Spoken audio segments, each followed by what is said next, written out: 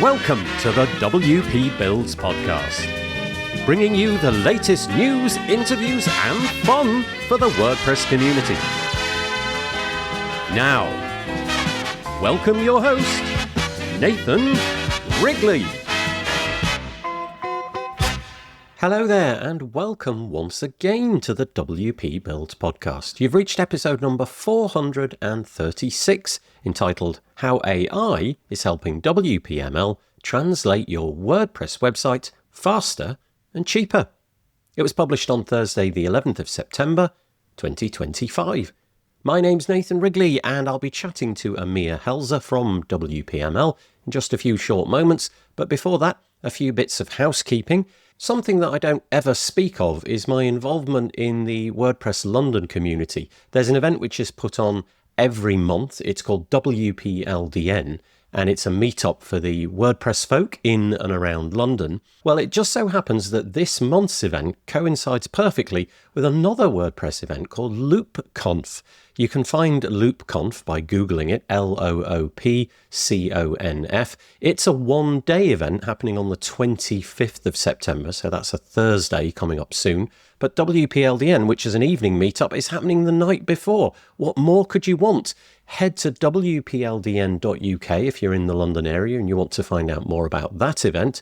But also, if you would like to make use of a 50% discount for the LoopConf event the following day, then you can go to their checkout page and use coupon code WPLDN. How nice is that? So you'll be able to come to us on the 24th, that's September the 24th, and then stay over the night in London and join us at LoopConf on the 25th. So that's really nice. I love the idea of that. So there we go. Check that out, wpldn.uk, and also you can Google LoopConf. The next thing to mention is that if you like what we do at WP Builds, why not subscribe? Head to wpbuilds.com and subscribe on your favourite platform. Maybe that's X or Blue Sky or Mastodon or YouTube. We publish all of our bits and pieces over there as well. And maybe you would like to get more regular updates from us via email. There's an email form on there too. Fill that out and we'll send you 2 emails a week. One when we produce this, which is the Thursday podcast. It's typically an interview. But we also do our This Week in WordPress show. That happens on a Monday, 2 p.m. UK time, and we publish that the following day on a Tuesday as an audio podcast episode. If you join us live for that, you can make comments. Many people join us, and it's really fun. Normally there's a panel of 3 other guests. If you'd like to be on that panel, I'm opening it up more generally.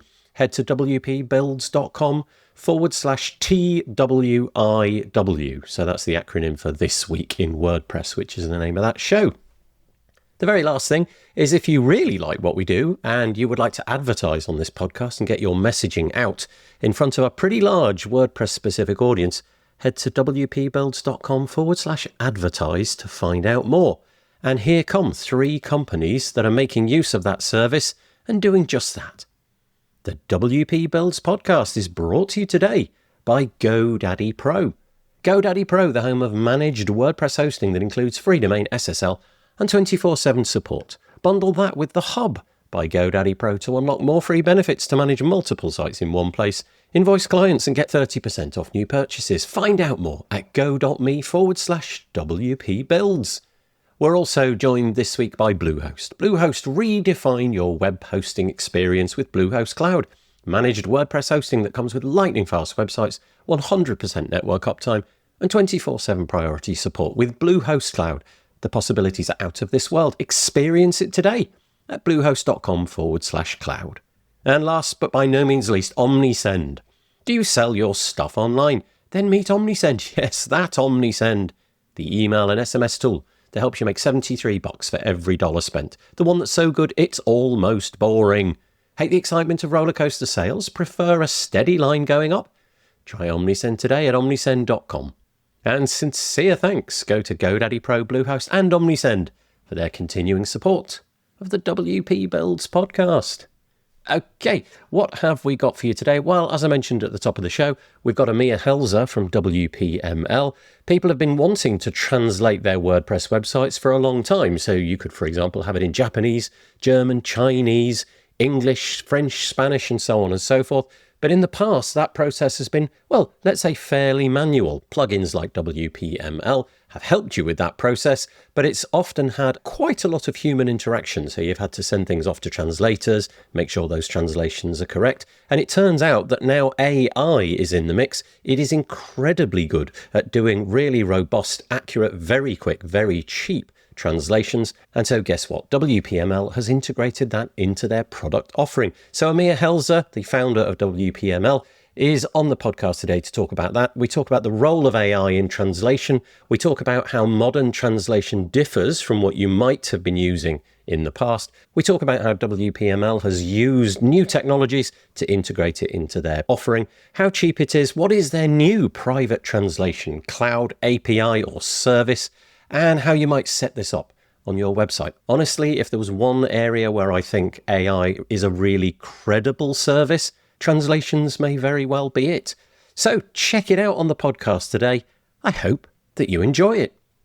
I am joined on the podcast by Amir Helzer. Hello, Amir. Hello, Nathan. Nice to have you back. It has been many, years, right when we started WPML. I actually think, Amir, you were my first ever interview. I think. You may not wish to remember that. It was a long time ago, but very nice to have you back. Amir joins us from, the email address is On The Go Systems, but the products that you probably know are things like WPML and Toolset and a whole bunch of other things. Amir, I know it's a bland question, but would you just introduce yourself, give us your little bio, what you've been doing in the WordPress space, companies that you work with for products and brands and all of that? Okay, so I started with WordPress about 16 years ago. And our first product needed something like WPML. So WPML was something that we developed as a small utility for a project that no longer exists for me. We've grown since then. So we created the Toolset plugins also. And recently, a lot of our focus has shifted into translation, the translation itself. So at the beginning, until recently, until AI came along, we were interested only in the software, in the tool that allows to build a multilingual site. And recently, we've become very interested also in the translation, in the product not only allowing you to translate, but being the translator itself. We're interested in that, and our clients apparently are interested. I guess the thing that's changed here, and you mentioned it there, is the word AI. Yeah. I mean, it barely feels that you can do anything these days in tech without mentioning AI. But I have my reservations about AI more broadly, but the bits that I've enjoyed of AI, the bits where I see real utility, is when the AI is walled in. And what I mean by that is I'm not asking it to create something brand new. I'm giving it something and saying, here's the thing, tell me about the thing, or rephrase the thing, or, translate the thing. And it would appear that AI is profoundly good at that kind of walled garden approach. I don't know what your thoughts are on that. So interestingly enough, I read a few months ago that this technology, that Transformers technology, which is the basis for the LLMs, actually Google developed it in order to translate better. They had the neural translation system, what we use as Google Translate, and it works fine. But people there have researched how to translate more naturally, meaning to actually understand the text, so that you translate after you understand. You don't try to translate the text, you try to translate what the text means slightly differently. Okay. And this is why smart people in Google developed this technology for their translation software, because they were in the machine translation business. And I think that someone pulled the plug from that project when they realized that this does not only translate. Okay, because it's giving something adjacent, like it might change the meaning of it or something like that? No, they pulled the plug because someone sensed that it's intelligent. I see. They started the project because they wanted to translate from this language to another language, and they wanted to do it way better than Google Translate. And then someone got spooked because he got the feedback that it appears to be an intelligent thing. You can actually have a conversation. It's got opinions. It has plans. It wants to do stuff. Now, a lot of this is imaginary. It's because it's so great at language that we think, oh, this thing has plans. This thing wants to predict the right answer. Okay. But this was, as far as I know, this was the way they designed it. So how to translate properly. So actually, us using it as a translation system, that's the original purpose why it was developed. And this is why it works so well. I do remember, I don't know if this is the same story that you're describing that I'm about to recount, but I do remember a Google employee who said exactly that. He went out and, I don't know, he published a blog post and he went on various interviews and things like that. And he was saying that he thought he'd encountered an intelligence of sorts, kind of like AGI, we might now call it, artificial general intelligence. He thought that it was conscious, for want of a better word. And then I think quickly everybody realized that wasn't the case. But okay, that's really curious. What's also curious about what you're saying, because I speak to quite a few people on this podcast, and I get an AI to make a transcript, and it will faithfully transcribe what the people are saying. So it does it word by word. Now, in the case of somebody who is a native English speaker, that's probably exactly what you want because they're doing it correctly. However, I might speak to somebody who has an entirely different language, and they will just phrase things differently. You know, the verb will come in a different place, and you know how it works. The sentence won't be constructed in the way an English speaker would. But the translation engine that I have doesn't worry about that. It just translates whatever the heck it hears.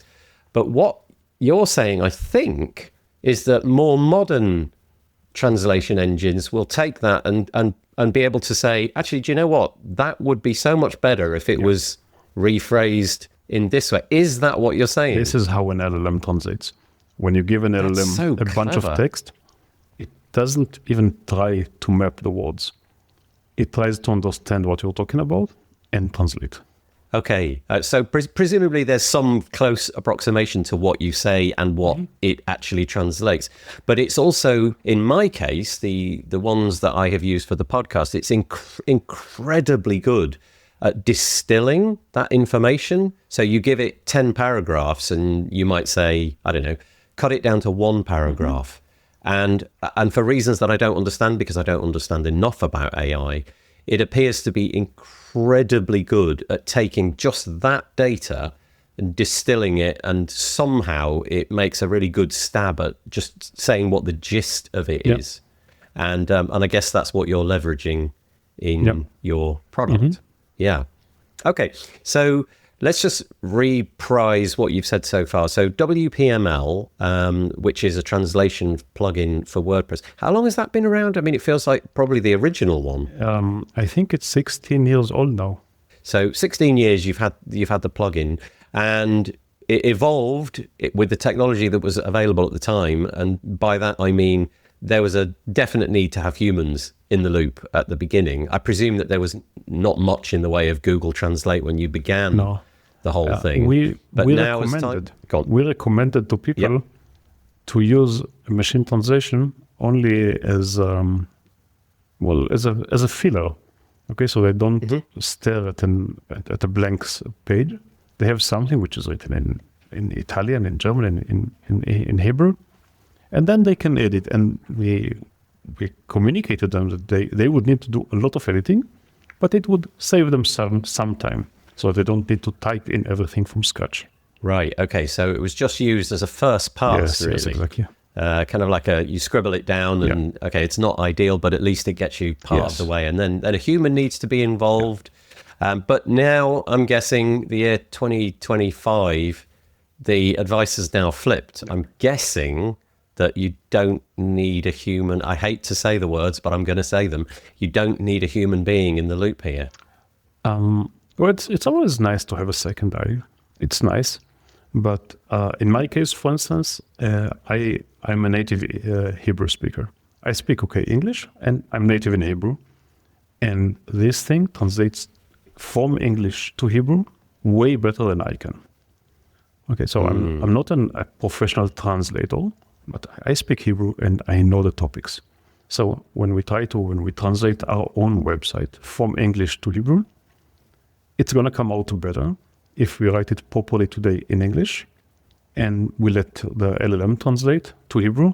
It's just going to come out better than me writing it from scratch in Hebrew. Okay, so what we're basically saying is the AI has now reached human or better levels. And I guess the big bonus here is that the AI can do all the languages. Yes. Whereas previously, if I needed to go from English to Hebrew, I could have used the Google Translate, but then I needed somebody who was an expert in Hebrew to double check it. And then if I wanted Spanish, there's another, and then Italian, and the list goes on and on and on, right? Exactly. We needed lots and lots of points. But now, presumably, you more or less click a button and it does them all, not simultaneously, but approximating very simultaneously. Fast, yeah. So very, very we're fast. translating the full list between 52 languages, I think. The whole matrix. It doesn't matter which pair to which pair. We QA the whole thing. We spent months QAing the whole thing. There were a bunch of issues to deal with for each target and source language. But this is why me and others, we enjoy so much working with AI, because once you get it working correctly, then it works correctly. You don't need to repeat it. You don't need to oversay it. You don't need to remind it to do stuff. When you work with a team of humans, like me, okay, someone tells me to do something, I get it, and then over time I start forgetting.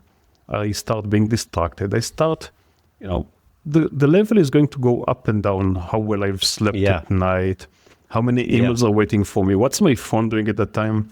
It's hard for me to keep my own level consistent. But once I QA'd the LLM, that's it. It's crazy to think about, isn't it? Yeah. So if you put in an article at 3 a.m, you don't have to wait until 9 the following morning to communicate with the translator. By 3:01, it's done 52 languages. And it's just, it's crazy. Yes, and you teach it once how to deal with WordPress constructs like shortcodes, attributes, HTML, encoding, little short WordPress constructs, placeholders, what have you. You teach it once. You teach it once how to deal with the SEO attributes. You explain to it, this little thing, which called the meta description, needs to fit into this length. It needs to preserve branding. It needs to do all this little stuff, and you catch these things as you go. Okay, so you run testing, you feed it several thousands of pieces of content, you review the output, exactly like the people who train the LLMs do. Okay, you review the output, you categorize the issues, you fix the problems. Okay, you just fix them, and then it remains fixed. And then you can feed it as much more content as you want, and it remains fixed. It doesn't revert. It's never going to forget to put that SEO tag in. It's 100% of the time, which I still forget. In my own English work, I forget to put those kind of things in, but the AI will reliably do it 100% of the time.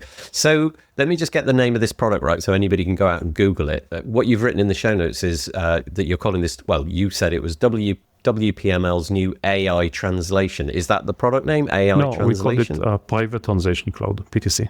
PTC. Yeah. So it's WPML's PTC, or Private Translation Cloud. Yeah. And the PTC bit, what's the P, the private, in there? What does that correspond to? It knows your material. It isn't exactly like you would work with a transactional service like Google Translate, which provides the same answers to everyone. In Google Translate or in DeepL, you send it a string, someone else sends it a string, you'll get more or less the same reply. Here it's customized to you, so it knows your context, it knows your website, your material, it knows with your target audience what is your correct tone of communication. And it's like working with your own private expert translators, AI translators who know your stuff. So it's not you don't get the same translation like someone else will get. You get translations which are correct for your case. Exactly like you would do if you, let's say, you hire a translator, you train them, you give them feedback, you spend months mentoring them and integrating them into your business. That's the same experience here. Yeah, so what's interesting there is that there's something approximating humanity, I suppose, in a sense there. It's trying to replicate your voice. Yeah. And does it do the same on the translation as well? So in other words, let's say that I want to go from English to Spanish. Does it, how to describe it? Will it retranslate things? So it's not a letter by letter or word by word, faithful transaction. No. So let's say that I rattle off a paragraph and it's very technical. And in the olden days, maybe Google Translate would do that one sentence at a time, one word at a time, whatever. Is this more a case of it's trying to capture the essence of what you're saying and put it into the most appropriate Spanish way, for example, or Hebrew way of saying that exact thing? So in other words, it's not a faithful translation, but it's a more human, if you like, which is an odd thing to say. It's the translation that you want. It's it appears as if someone who's very familiar with the topic wrote it originally in that language for that audience. Okay, so for instance, Spanish translation or Spanish texts tend to be much longer than English because this is how society prefers to communicate in Spanish. I go rock climbing, okay? Yeah, I know, I'm heavy, I shouldn't be doing this. Anyway, I go rock climbing. Do not worry, the wall is safe. I haven't heard the wall yet. So there's a sign at the bottom, okay, that says, warns you that someone's is climbing above you, okay? In English, it says, beware climber above, okay? Or just climber above. And in Spanish, it says, atención, alguien está escalando sobre ti. Okay. So it's at least twice as long, and this is how it is. Okay. Yeah, this is just how it is. So when you would translate with an LLM, you'd get this kind of language. Okay, German and Spanish would be longer and typically more formal. In order for the Spanish translation to be informal, you need to tell it that it's let's say you're describing a video game. It's a website for a video game. Otherwise, typically, it will figure out that it wants to translate a little more formal. Okay, it understands expressions. Okay, so if you have an expression like word of mouth, it's not going to understand it that way.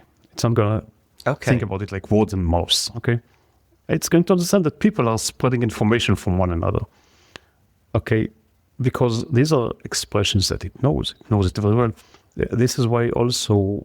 When we translate software with that, or we've got PTC for websites, for WordPress, and PTC for software now. So we've split it.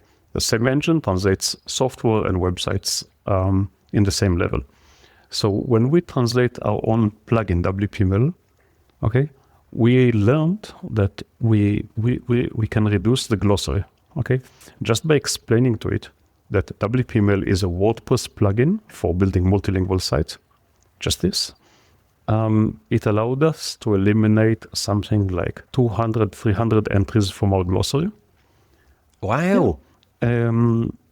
Because it knows that this is a WordPress plugin. So it knows that when it says something like taxonomy, it knows how taxonomy is referred to in Spanish for WordPress. Okay.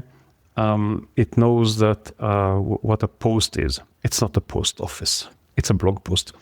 So when previously, we had to use a large taxonomy, large glossary, when we were translating with human translators, because it's very difficult to find a translator, okay, who is intimately familiar with all the terminology of WordPress in different languages. It's really difficult. Right. The terminology is long and it's complicated. It's detailed, I would say. You need to address all the UI elements as they're called in the CMS. Some things you can translate them several ways, but there's one way that WordPress project chose, right? So in PTC, when we translate our own plugin WPML, we saw that the translations come out way better when we trimmed out all the WordPress terminology. And we stayed only with our stuff, okay? So, for instance, we're telling the translator now, PTC, we're telling it, do not translate the thing that's called translation dashboard. it's not a generic translation dashboard. It's an element in our user interface. And we want it to appear as translation dashboard in Spanish, in German. It doesn't know. Okay. But we don't need to tell it anything about the WordPress terminology. It's fine. We just stated it's a WordPress plugin. And off it goes. Off it figures goes. it all out. Off it goes. That's just utterly incredible. You mentioned a bit ago, so I just want to unpick how aspects of this work, and I've got lots of questions. And the first one is, you mentioned that it learns about you. I think you said brand and about your website and so on. How does it do that? Is that a process where at the very beginning of your relationship with WPML's PTC, you have to, I don't know, go through a wizard or something and tell it about you? Or do does it go out and scrape the website? How does it learn what you are and who you are? We started with scraping, and we discovered that it's better to just go and ask. So we ask you 3 questions. What's the name of your product? Okay. Give a 1-sentence description of your product and a 1-sentence description of your target audience. So in the case of WPML, our target audience are people building WordPress sites, are website developers. And why does this matter? Because you'd want to use a different tone of voice, different formality, if you're translating something for teens or something for professionals building sites. And that's it. And do you get to go back and modify that? You can if you sort want. Of think, you know what, I didn't quite get that right on the first pass. So you can if you want. We ask you in the setup wizard. And now we have a little project that is in progress. It's not deployed yet, but this is going to be in the next release that we're working on. So that if you modify that, okay, you'll be able to experiment and modify these descriptions, retranslate, but we will remember the previous translations that you did with previous settings. So if you look at your site and say, no, I prefer the previous one better, then we don't have to charge you again for changing the whole translation. Let's say you've got 20 pages and you just updated everything with a new description of your target audience. So if you want to experiment, we will charge you for different translations, but we will make it very easy and free for you to go back to the previous translation that you had with the previous definition of the audience. Okay, yeah, I can imagine in most scenarios you're probably going to, because it's your business, you're probably going to get it right on the first go. But I appreciate that there's a way to store a historical version of, okay, this was how it all got set up the first time. I wish, but there's a learning curve. We're doing this because we discovered that this is a new thing for everyone. And, like a carpenter needs to learn how to use his tools. It doesn't get it right on the first attempt, even though it's a screwdriver. Our clients, we ourselves needed several iterations to use these things really well. So the first iteration is not bad. It looks very impressive. But then you become better at this and you say, maybe if I explain this and this, I'm going to get exactly what I need. Okay, so there's the option to refine that over time. Okay, that's lovely. So I suspect there'll be many people listening to this who've never used a translation plugin, and so the whole UI, UX of it will be a mystery to them. And I don't know if the previous way that you were doing things and the sort of metadata and the way you were storing that in the blog posts, for example, is still the same.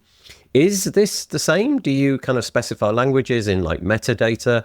How does it work? How do I, let's say, for example, I'm typing in English and I have a desire to type it to translate it into 5 different languages. How would I specify those languages, and what would the process be to make it happen each time I publish a post? So when you set up WPML, you go through a wizard and you provide answers. So for instance, you pick the languages that you want, and WPML would store this in the options table because it doesn't scale. It's one piece of information. And then the languages that WPML adds to posts, WPML uses its own table, not the post meta table, so that we can index it and we don't bog down the whole system. So WPML creates its own tables for adding language information and adding the connections between languages.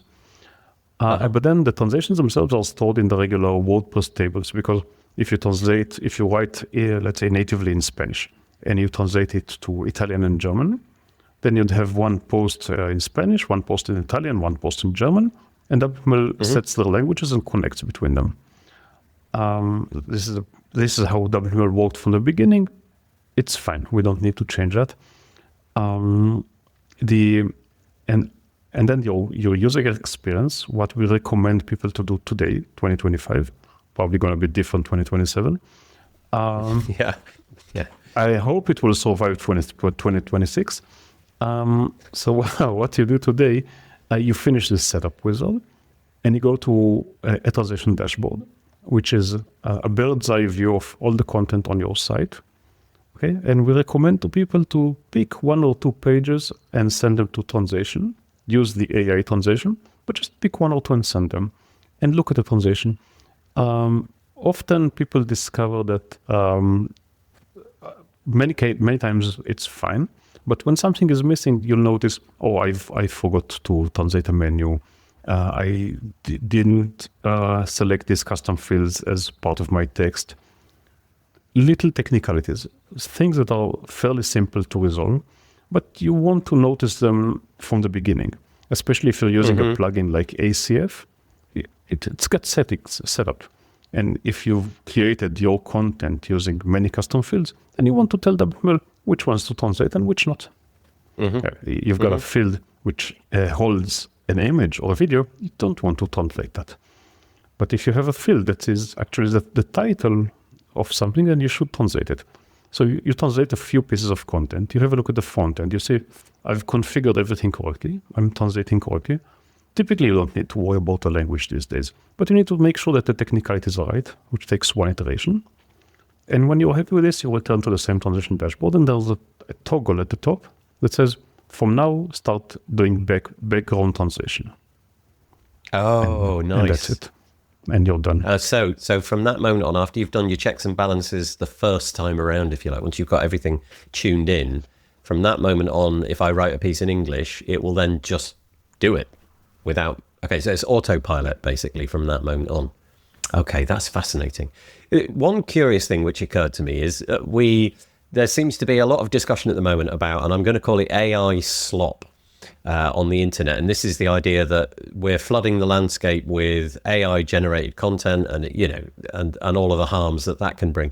But what's curious about this is that's not this, is it? Because if you've written a good piece of content the first time around, okay, let's assume that you haven't created AI slop.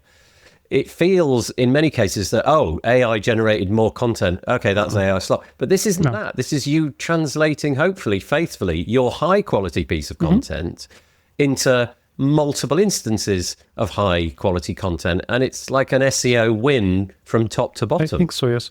And this is the results that we're seeing on our site.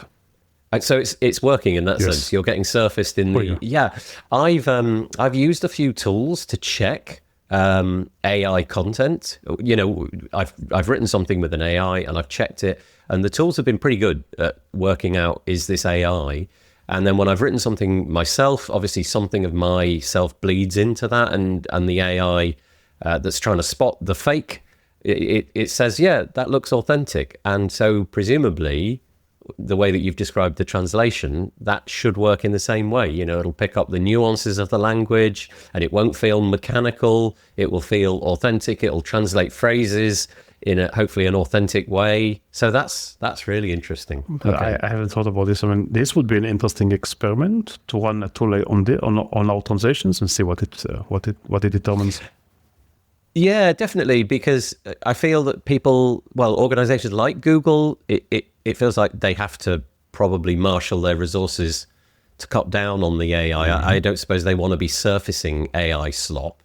But if the original piece is interesting, new, authoritative, I can't see why the AI wouldn't translate that, given everything that you've just said. It's trying to do a faithful and yet kind of slightly modified for the language translation. So yeah, I'd be curious to know how you follow up with that.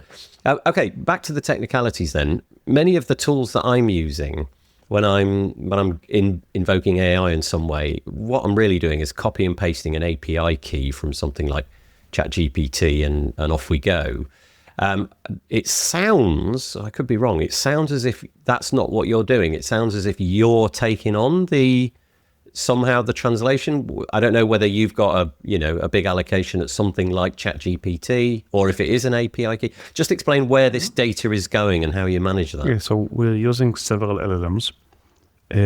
Actually, we're not using ChatGPT, but we're using other LLMs, and we're using their API keys.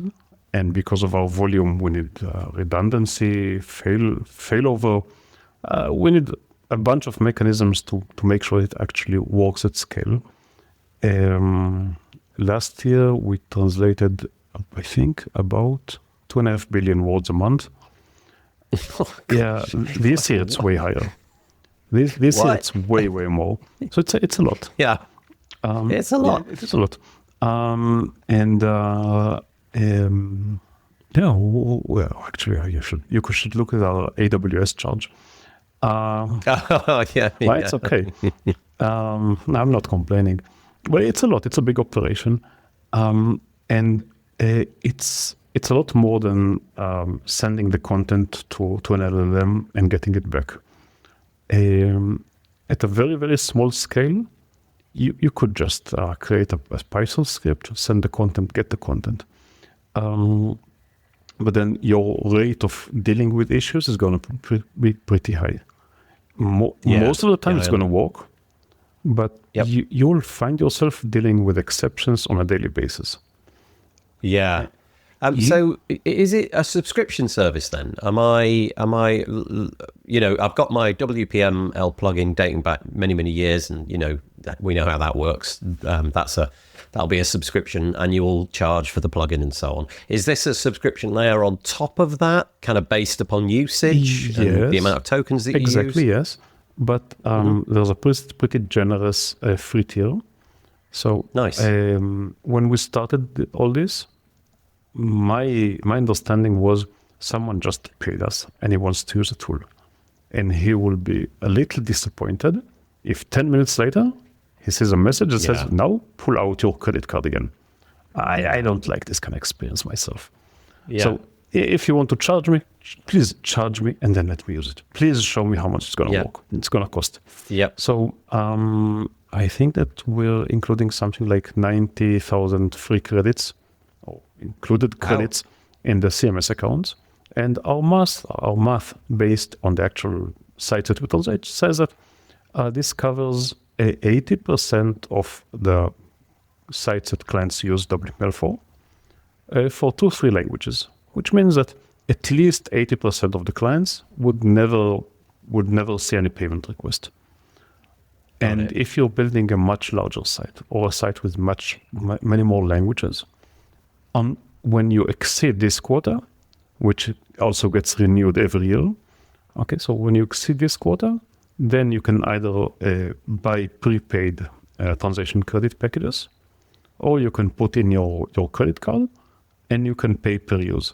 The pay per use costs less per word. It's the most cost efficient. Actually, web development agencies, they typically buy the prepaid packages, so they don't need to bother their clients with putting in a credit card. Oh, I see. And they don't, makes sense. Definitely, they don't put in their own credit card. So they buy something and then they resell it, basically.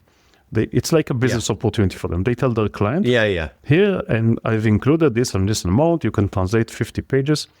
I think and I hope that they're doing a good business. I hope that they're reselling it for much more than they're paying us, because then everyone wins. They're adding some value. They're making a profit. We make a profit. The client definitely makes a profit, because for the client, the person who makes the biggest profit here is actually the end client, because whatever he's going to get charged for this is pennies compared to the effort that it would take him to actually sit down and translate. Yeah. So, okay, that makes sense. So I'm just trying to imagine how this works. So I'm not plugging in an API key from a third-party service. You handle the AI interaction. I set up a subscription, annual, whatever, with you. Pay as you go, or you buy a package, and then everything routes through you. And so that the pricing of that all makes sense. Is there any sort of secret sauce? I think you've described this already, but just to be clear, is there any sort of secret sauce that you apply on the prompt side, which somebody like me, you know, if I just say, here's some text, translate to Japanese, my result may differ from what you're getting out, because presumably you're doing this a lot. You've probably got some intuitions as to how to best do that. No, we don't have intuition. We hired a team of linguistics. Okay. Oh, they're nice. working full time for us. So their first task in making this work correctly was to pick many sites, go through them and translate them again and again, and see what's wrong. Okay, understand what's wrong, both linguistically and technically.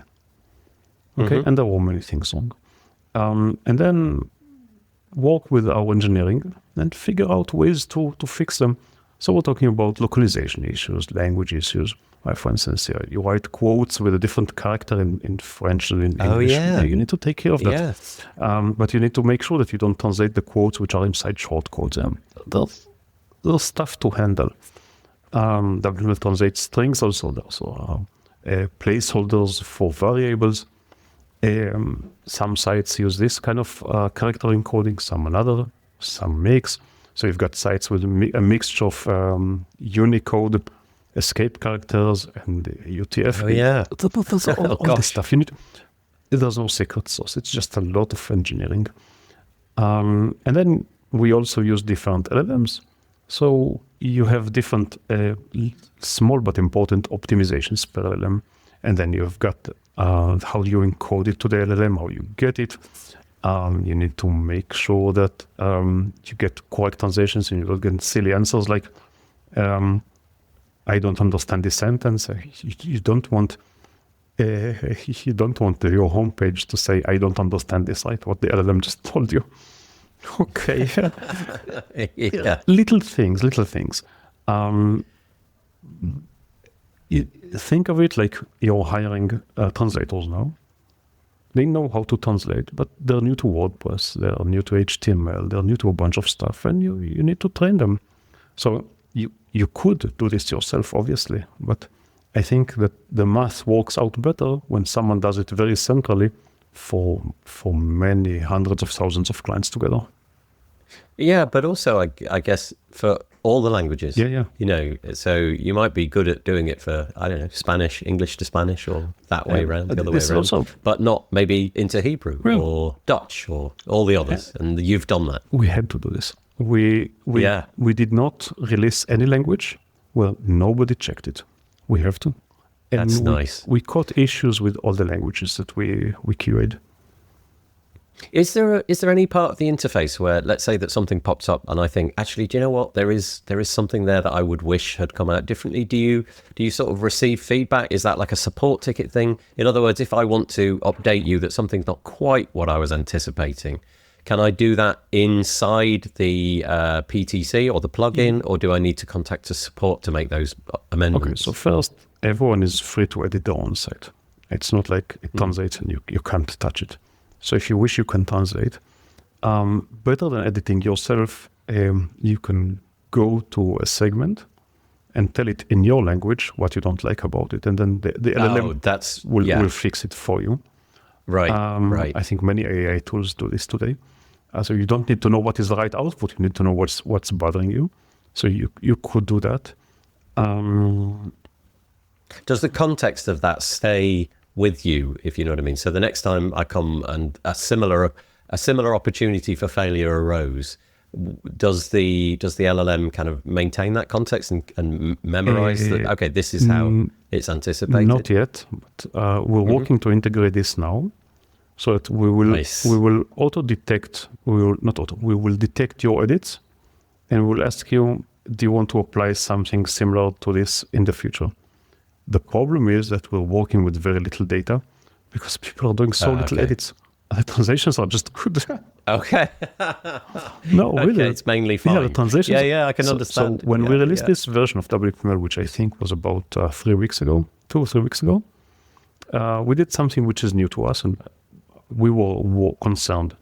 We're offering a guarantee to the quality of the translation, meaning if you get our AI translation and you're not happy with this for whatever reason, I don't know what the reason could be, just tell us, and we're not only going to redo it or fix it for you, we can refund your money. You can get us to fix it. You can get us to refill your credits, and you can get us to just refund what you paid in euros. Oh, gosh. That's it. Yeah, you're really standing by it. That's quite a promise. And, we're all engineers. And when we were working on this, we bounced dozens of imaginary scenarios in our head on how this is going to go wrong. Dozens. Since then, WPML has already translated several tens of thousands of sites from this new policy.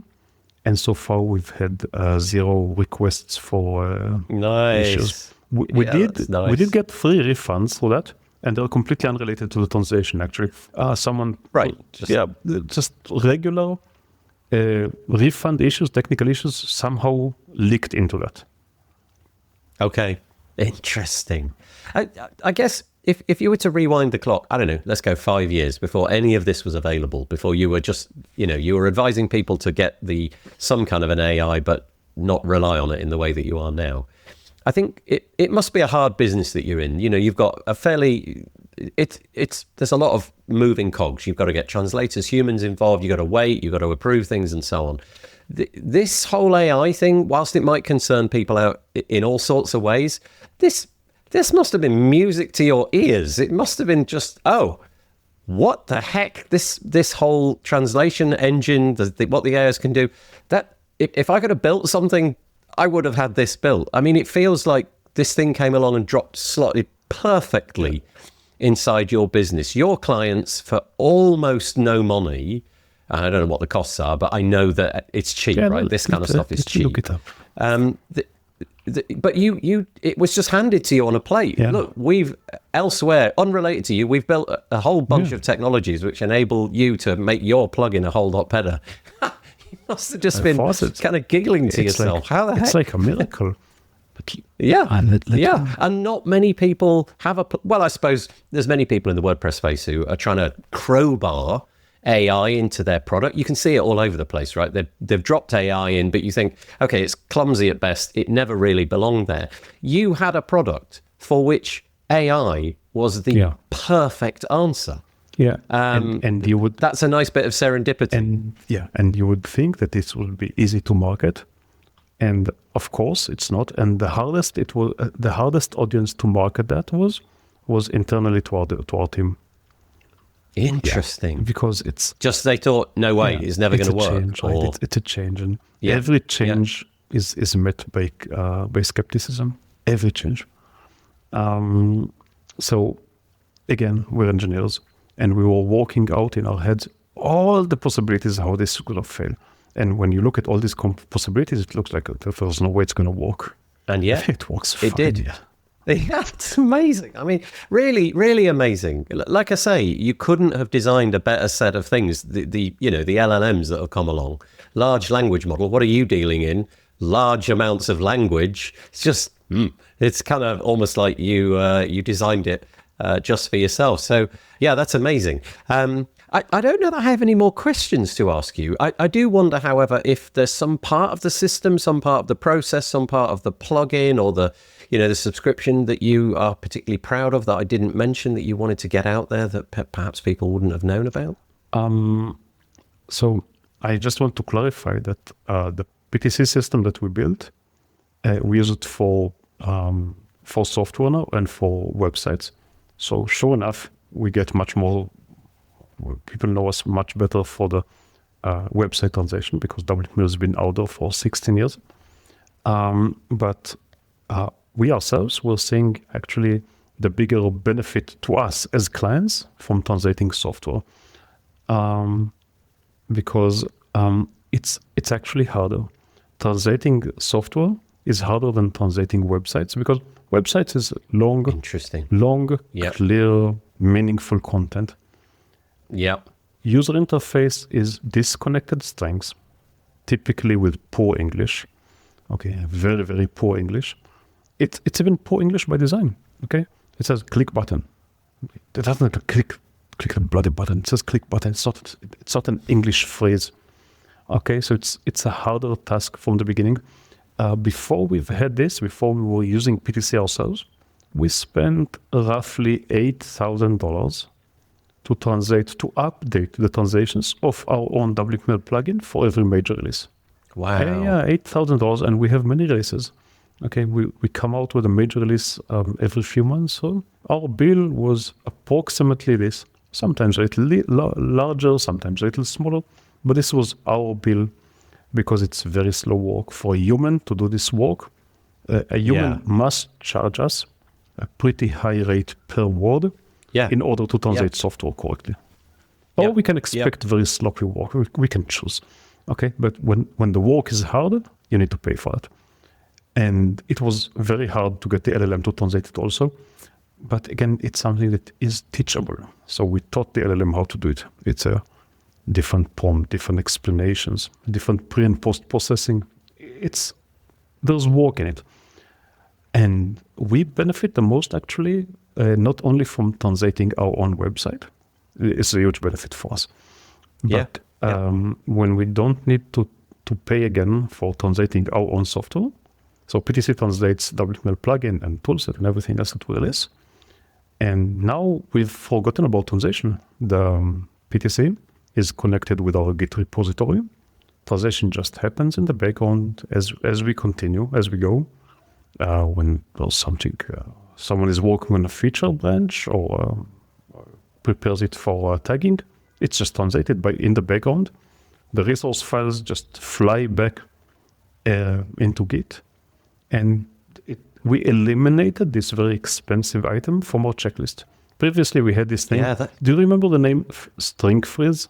It's a horrible thing. It means that when everyone's ready, everyone's ready, you want to ship it, now you need to wait. Now you're waiting a couple of weeks for a Dutch translator to get back from vacation. We don't have that anymore. It's ready. When we're done testing, we ship it out. That's it. No string freeze, no nothing. Press the button and off you go. There's no button to press even. So that sounds to me like a new arm of your company in a way then. So are you marketing this out into the not WordPress in particular, but out into the software world in general? We'll translate, I don't know, we'll organize your change log for you, but we'll also update all of the bits and pieces. So that's quite an interesting pivot and also feels like, a real nice bright horizon there. There's probably a lot of opportunity there. I was wondering also if you have plans to or already have kind of opened the PTC up as like an API endpoint that other software developers can hook into, or if that's just something that we're doing this through the plugin. So PTC as a system, as a standalone, PTC is serving WPML, but as a standalone system, it does have its API. Right. So software developers today already connect with this, integrate it to their CI flow, either through our Git integration or through our API. So they make a call, say, I've got something that needs translating, and they listen to the hook that says translation is ready. And it is already integrated. People are using it with our API, our API. Right. So the software development side of things that you just described, that's where it's being used. It was just curious because I know there's lots of SaaS apps out there that are obviously making connections to LLMs, maybe to, I don't know, transcribe things or take meeting notes and things like that, but then might not necessarily do the translation portion on the other side, but there may be a need for that. So I was just curious as to whether or not you were this is our target audience. You were open to that. Yeah, you got it exactly right. Interesting. Yeah, okay. In that case, I think we've probably wrapped up everything that we need to do. Just give us the URL, drop the URL. We can find out most about this. Is obviously WPML. We could search for that in Google or what have you. Sure. Is there a particular page you want to direct us to on your website that we can put into the show notes and people can hear you read into the record? So we've placed PTC project under ptc.wpml.org. Perfect. So ptc.wpml.org. Go there and check out everything that Amir has been mentioning today. It's exciting times, Amir. I wish you all the best. I hope it's a success. It obviously is going to make the translation process much simpler, much cheaper, much faster. That's a lot. Well done. Thank you for bringing that to our attention today. Best of luck with it. Thank you so much for having me, Nathan. You're very welcome. Okay, that's nearly all we've got time for. I hope that you enjoyed that. If you did, head to wpbuilds.com. Whilst there, head to the search option at the top of the website, search for episode number 436, and leave us a comment there. We would really appreciate that. The WP Builds podcast is brought to you today by GoDaddy Pro. GoDaddy Pro, the home of managed WordPress hosting that includes free domain SSL and 24/7 support. Bundle that with the Hub by GoDaddy Pro to unlock more free benefits to manage multiple sites in one place. Invoice clients and get 30% off new purchases. Find out more at go.me/WP Builds. We're also joined this week by Bluehost. Bluehost, redefine your web hosting experience with Bluehost Cloud. Managed WordPress hosting that comes with lightning-fast websites, 100% network uptime, and 24/7 priority support with Bluehost Cloud. The possibilities are out of this world. Experience it today at bluehost.com/cloud. And last but by no means least, OmniSend. Do you sell your stuff online? Then meet OmniSend. Yes, that OmniSend. The email and SMS tool that helps you make $73 for every dollar spent. The one that's so good, it's almost boring. Hate the excitement of roller coaster sales? Prefer a steady line going up? Try OmniSend today at omnisend.com. And sincere thanks go to GoDaddy Pro, Bluehost and OmniSend for their continuing support of the WP Builds podcast. Okay, I'm really close to the end. The last thing to mention is don't forget, later in the month, if you want to join us at WPLDN in London, as well as LoopConf, check out the bits and pieces that were mentioned at the top of the show. We would really like to see you there. That would be lovely. Okay, that's really all I've got, except, of course, for the cheesy music, which is about to fade in. And I'll just say, have a good week. Stay safe. Bye-bye for now.